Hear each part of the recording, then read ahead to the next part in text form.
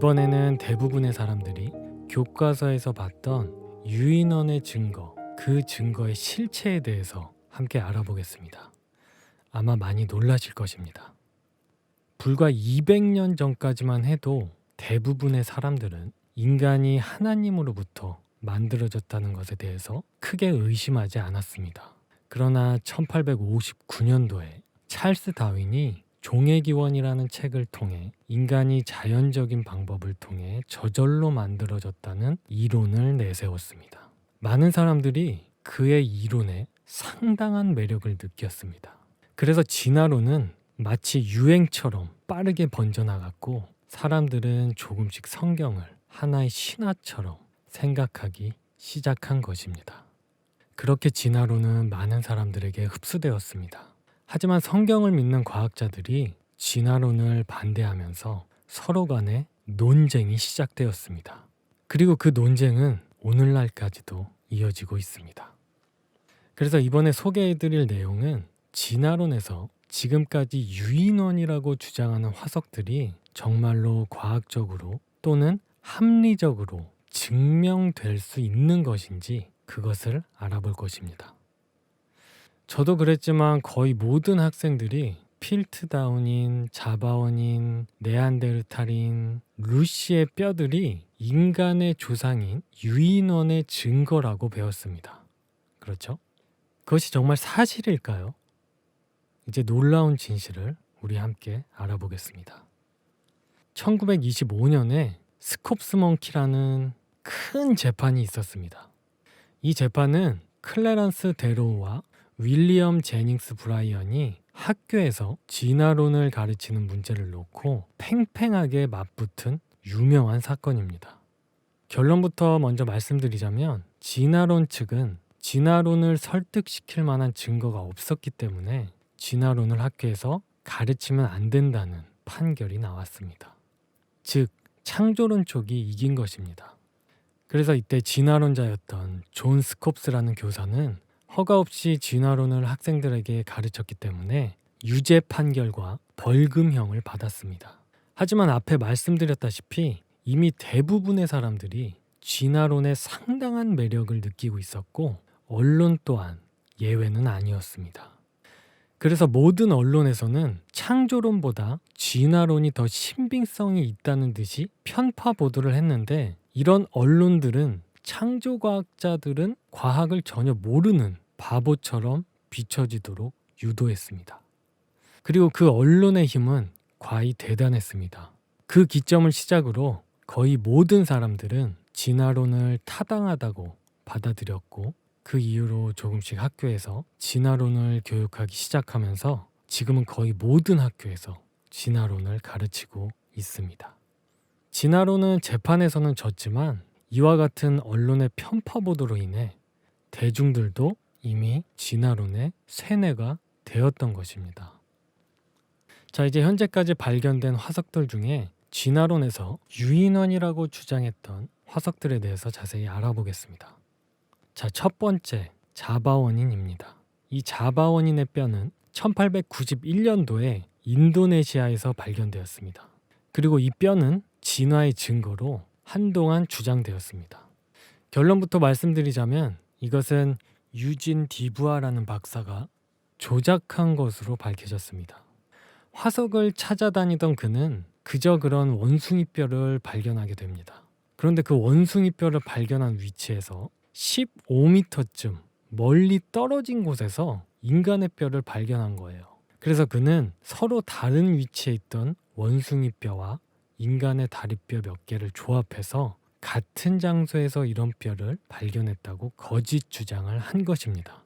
하지만 그는 죽기 전에 자신이 조작한 사실을 고백했습니다. 즉 자바원인은 거짓이었던 것입니다. 자, 이번엔 필트다운인입니다. 이 필트다운인은 1912년에 영국에서 발견이 되었는데요. 결론부터 말씀드리자면 필트다운인은 완전한 사기극이었습니다. 인간의 두개골과 원숭이 턱뼈를 교묘하게 끼워 맞춘 뒤 오래된 것처럼 보이게 하기 위해 화학 처리를 해서 유인원의 뼈를 발견했다고 사기극을 펼친 것입니다. 그렇게 이것이 40년 동안 많은 과학자들과 사람들을 속였습니다. 그래서 필트다우니는 진화의 증거로 40년 동안 학교 교과서에 담겨져 있었습니다. 즉, 필트다우닝도 거짓이었던 것입니다. 자, 이번에는 네브라스카인입니다. 1917년 해롤드 쿡이라는 사람이 콜로라도 옆에 있는 네브라스카주 수 카운티에서 이빨 하나를 발견했습니다. 여러분, 이빨 단 하나를 발견한 거예요. 이빨 하나를. 그는 그것을 사람들이 원숭이에서 사람으로 변해가는 과정에 있던 유인원의 이빨이라고 믿을 수도 있을 거라는 생각을 하게 되었습니다.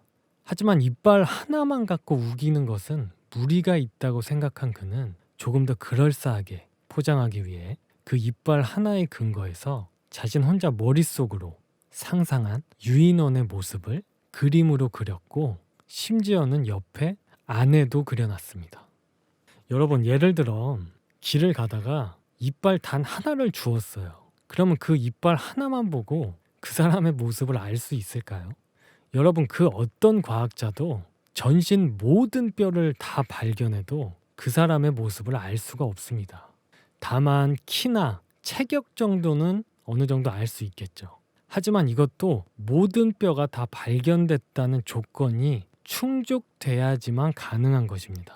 근데 그는 이빨 하나로 이렇게 완벽한 모습을 그려놓은 거예요. 정말로 이분처럼 혹시라도 이빨 하나로 이렇게 완벽한 모습을 그리는 게 가능하다면 지금의 과학 수사팀들이 우연히 발견된 시신의 뼈 주인을 못 찾는 경우는 생기지 않을 것입니다. 여러분, 이런 황당한 증거들이 진화론의 실체입니다. 아무튼 그래서 그는 이것을 앞서 말씀드린 스콥스 몽키 재판에서 진화의 증거로 사용하려고 했습니다. 하지만 그 이빨은 결국 돼지 이빨로 드러났습니다. 결국 네브라스카인도 거짓이었던 것입니다. 자, 이번에는 네안데르탈인입니다. 네안데르탈인의 화석은 고령의 인간이 구루병과 신경통으로 허리가 굽은 그냥 인간의 화석이라는 것도 밝혀졌습니다. 사람은 직립보행을 하고 원숭이는 네 발로 걷기 때문에 허리가 굽은 인간의 뼈 화석을 진화의 증거로 우겨볼 수도 있다고 생각한 거죠. 하지만 그것은 단지 허리가 굽은 노인의 뼈였던 것입니다. 즉, 네안데르탈인도 거짓이었던 것입니다. 자, 그렇다면 당시 전 세계를 들썩하게 했던, 그리고 오늘날에도 교과서에 들어있는 루시는 어떨까요? 우리가 잘 알고 있는 오스트랄로피테쿠스가 루시입니다. 루시의 뼈는 1974년도에 이디오피아에서 발견되었는데 진화론자인 도널드 조앤슨 박사는 가장 완벽한 인류의 조상의 증거라고 주장했습니다. 하지만 창조론자인 존 모리스 박사는 루시의 뼈는 침팬치의 것이라고 보는 게 합당하다고 이야기했습니다. 그럼에도 불구하고 진화론자들이 이것이 계속 유인원의 뼈라고 주장했던 이유는 허벅지와 무릎 관절이 직립보행을 할 수 있는 뼈의 구조를 갖고 있었기 때문입니다. 하지만 이 루시에도 은밀한 조작이 있었습니다. 이것 역시 몸통뼈와 다리뼈가 같은 위치에서 발견된 게 아니었던 것이었습니다. 몸통과 다리뼈는 3km나 멀리 떨어진 각각 다른 위치에서 발견된 것이었습니다. 그리고 심지어 2000년도에 전 세계에서 가장 권위 있는 과학 논문지인 네이처지와 사이언스에서도 이것은 진화의 증거가 아님을 결론지었습니다. 즉, 루시 역시 거짓이었습니다. 이렇듯 진화론자들이 중간 단계의 증거를 찾았다고 한 증거들은 조작과 속임수를 사용한 것들 뿐입니다. 그러므로 여러분, 현재 진화론과 창조론이 공개 논쟁을 할 때 어떤 진화론자도 이런 내용을 갖고 나와서 진화의 증거라고 주장하는 사람은 없습니다. 그리고 또 재미있는 사실은 이런 진화론의 사기극이 모두 들통나기 전에는 창조와 진화의 공개 논쟁이 많았습니다. 하지만 점점 창조와 진화의 공개 논쟁이 없어지고 있습니다. 시간이 지날수록, 더 정확하게 이야기하면 과학이 더 발전할수록 진화론은 점점 더 불리해지고 있는 것입니다. 그리고 실제로 많은 창조과학 단체들이 진화과학 단체에게 매년 공개 논쟁 신청 공문을 보냅니다. 근데 진화론 측에서 매번 거부하고 있습니다. 여러분 정확히 아셔야 합니다. 창조론 측이 안 나오는 게 아닙니다. 진화론 쪽이 안 나오는 것입니다. 아무튼 안타깝게도 이 조작된 사기극들이 여전히 일부 나라의 교과서에는 직립 원인의 시초라고 담겨져 있다는 것입니다. 다행히 미국은 이 사기극들의 내용들을 교과서에서 모두 빼냈습니다. 하지만 일본과 중국은 아직까지도 교과서에 이 내용을 담고 있습니다. 여러분, 이 부분에서 우리가 확실히 알아야 될 것은 교과서에는 맞는 것만 있는 것이 아닌 것입니다. 하지만 여러분, 저는 사실 전혀 불안하지 않습니다. 왜냐하면 제 개인적인 생각은 이렇습니다. 진화의 증거를 찾으려고 하는 진화론자들이 오히려 창조의 증거를 찾고 있다는 생각이 들기 때문입니다. 우리나라 소설가 최명희 선생님은 자신의 작품 홈플 속에서 달걀과 관련해서 의미심장한 말을 하고 있습니다. 그분의 글은 이렇습니다. 눈 멀고 귀 먹어 민둥하니 낮바닥 봉창이 된 달걀 껍데기 한 겹. 그까짓 어느 귀퉁이 모서리에 툭 때리면 그만 좌르르 속이 쏟아져 버리는 알 하나. 그것이 바위를 부수겠다고 온몸을 던져치면 세상이 웃을 것이다. 하지만 바위는 아무리 강해도 죽은 것이요 달걀은 아무리 약해도 산 것이니 바위는 부서져 모래가 되지만 달걀은 깨어나 바위를 넘는다.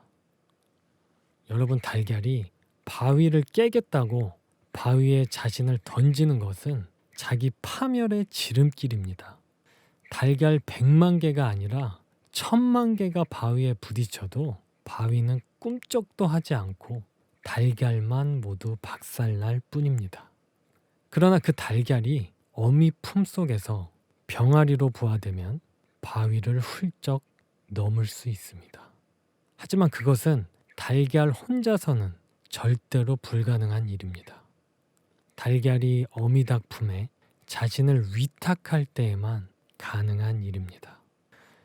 연약하고 유한하기 짝이 없는 인간이 세상의 배척과 실패와 절망과 환난과 죽음의 어둠을 자기 홀로 뚫고 나가겠다고 하는 것은 달걀 하나가 바위를 깨겠다고 자기 몸을 바위에 던지는 것처럼 어리석은 짓입니다. 그러나 기도하면서 주님께 자기 자신을 온전히 위탁하는 사람에게는 세상의 배척과 실패와 절망과 환난과 죽음의 어둠을 뛰어넘는 생명의 비상이 가능합니다. 부족하기 짝이 없는 제가 이런 사역을 하는 데 있어서 주님의 품 안에 제 자신을 위탁하는 것은 제가 하는 이 사역에 있어서 가장 첫 번째로 생각해야 되고 또 가장 중요하게 생각해야 될 부분입니다. 여러분의 귀한 응원의 말씀들이 저에게 큰 힘이 되고 있습니다. 다시 한번 고개 숙여 감사드립니다. 이번 내용은 여기까지입니다. 다음에는 더 좋은 내용을 갖고 찾아오겠습니다.